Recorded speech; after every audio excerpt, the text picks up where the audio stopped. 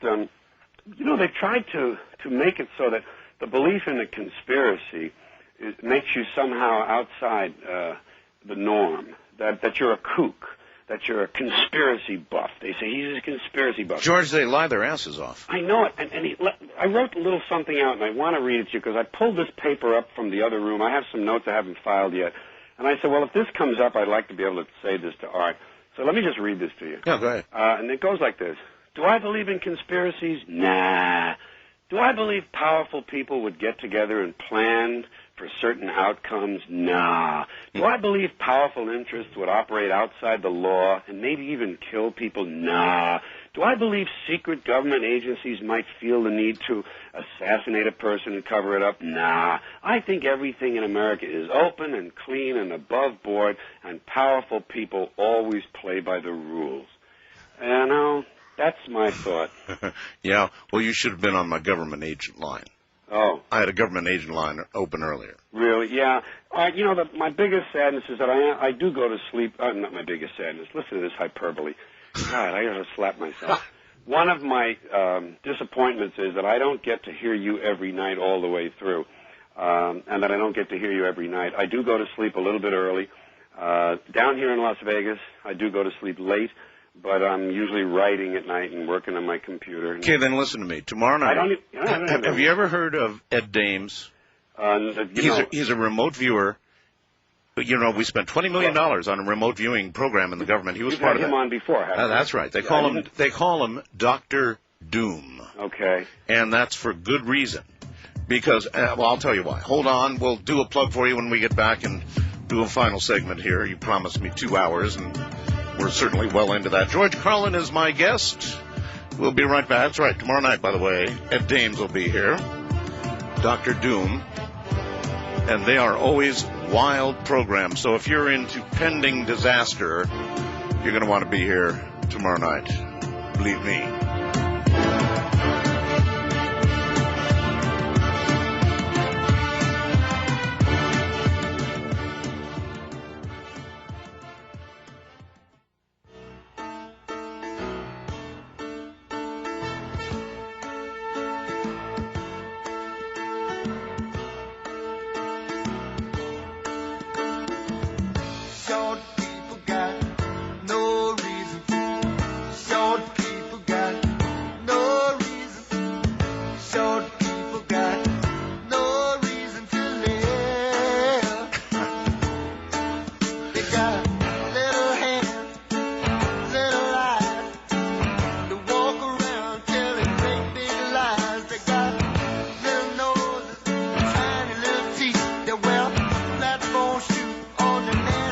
You got to admit, this song perfectly describes that short guy George was talking about a little while ago. Call Art Bell in the Kingdom of Nye from west of the Rockies at 1-800-618-8255. East of the Rockies, 1-800-825-5033. First-time callers may reach Art at 1-775-727-1222. And the wildcard line is open at 1-775-727-1295. To reach Art on the toll-free international line, call your AT&T operator and have them dial 800-893-0903. This is Coast to Coast AM with Art Bell from the Kingdom of Nye. And right now, George Carlin is my guest. He'll be back in a moment, and we're going to do the big payoff here, the plug. So you don't want to miss that. Stay right where you are. All right, here we go again. And, George, I know you do have something coming out, something new, something people can get soon. What is it? Yeah, and by the way, this makes a wonderful first communion gift. Oh? Yes. Now, this is the box set. The albums I talked about earlier from the 1970s, we took all 6 of them and put them in a CD box set. Oh, my God. And not many comedians have a box set, I'm happy to say. This is all 6 albums from the 70s, plus a bonus album. You got to have a bonus, Art. Sure. Got to have a free extra added complimentary bonus gift album for no cost to you. This is 70 minutes of things no one has ever heard of mine, so it's like a new album within the box set.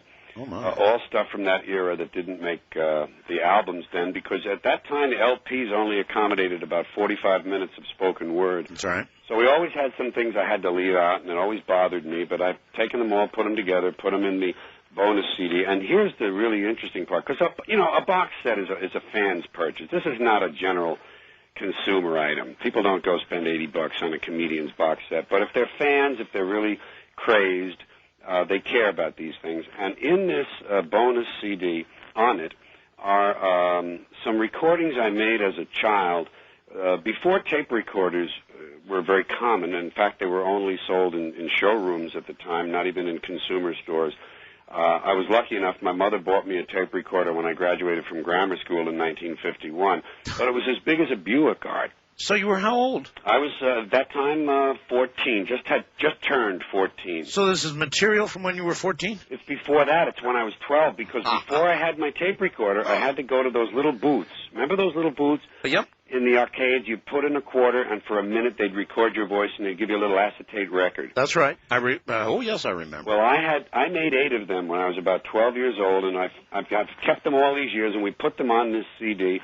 And it's got my, it's just like hearing a prototype of what I wound up doing later. It's all these little routines and comedy impressions and newscasts and sports things.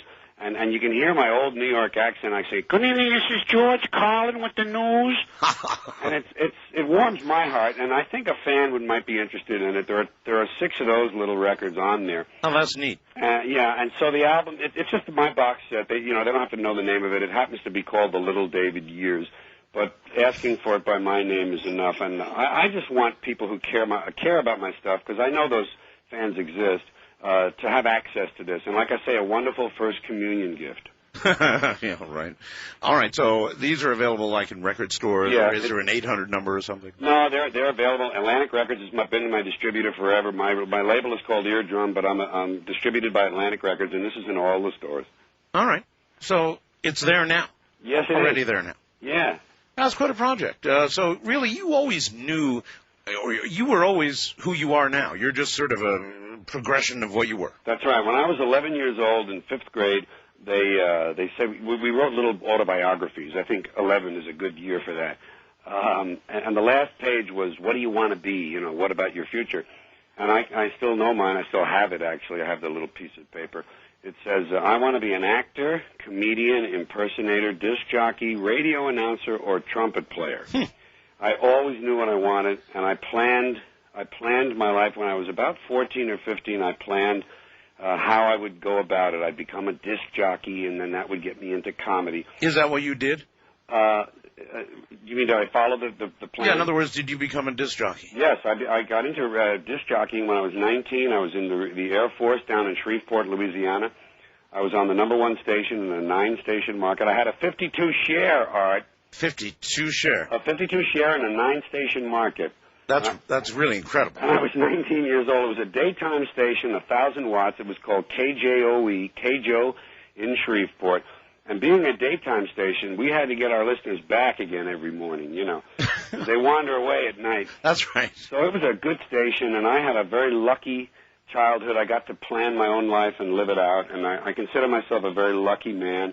And I've worked hard for it, too, but that's genetic. Working hard is not something you decide. It's something that comes to you because you kind of feel like you ought to do it. I always knew, too, exactly what I was going to do. Radio all the way, and it's been that all my life. But there are so many people out there who are, I don't know, they have no idea what they want to do. Yeah. You talk to the kids, and I don't know. Well, they don't have an overriding interest or an overriding talent or an overriding goal or art form that, kind of drives them, something that takes over. I was going to say drive. Oh, yeah, something that takes you over and says, this is it, buddy.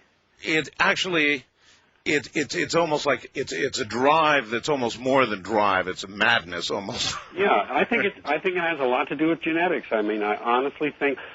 they're finding out, of course, the more they map this human genome and start to isolate some of these genes, and some of it's oversimplified, I know, but I think they're finding, and I've always said that it's mostly genetic. There's a good amount of environmental.